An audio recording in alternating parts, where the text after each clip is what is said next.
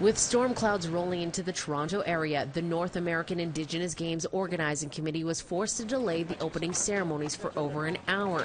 That didn't seem to put a damper on the spirits of more than 5,000 athletes and 2,000 volunteers ready to kick off a week of sport, culture, and celebration. Team Ontario took to the streets outside of the Aviva Centre to welcome all of the teams with the pre-games round dance in the streets. Rain delays forced organizers to cancel the highlighted parade of athletes for a more low-key team introduction. Even without the parade, these athletes were hyped up for a spectacular show and energizing atmosphere. This has all been so fun still, so I don't know, it's still okay, right?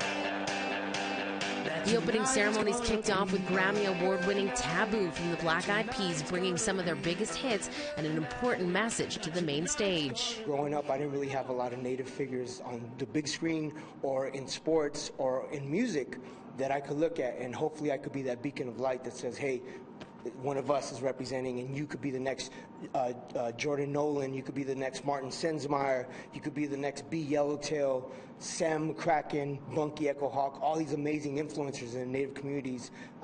We need that.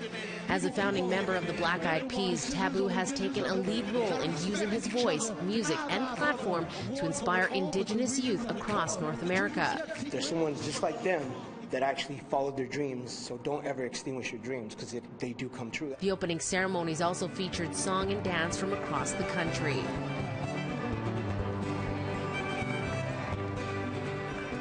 The North American Indigenous Games co-founder, Chief Wilton Littlechild, says it's been 40 years since the Games' inception, and every game it's a blessing for the Indigenous youth who may be experiencing the realities of life and a number of issues back home to be able to get away from it all and show their skills. I think it's very important to realize that sport has a power to heal, and we need that in many of our communities. The power of sport to heal is what we're just beginning to tap into. Also, there's a power of sport to change things, and we're tapping into that in a good way now. So it's finally coming around.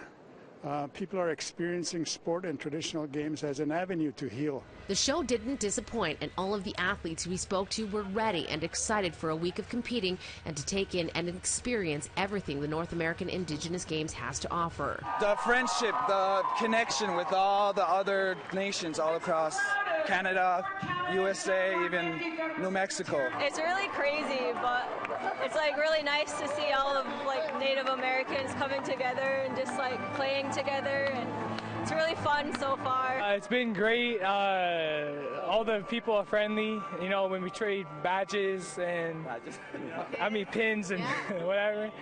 And yeah, it's just a great experience. Hopefully getting out there and cracking my bat around and seeing if we can try to take a gold home.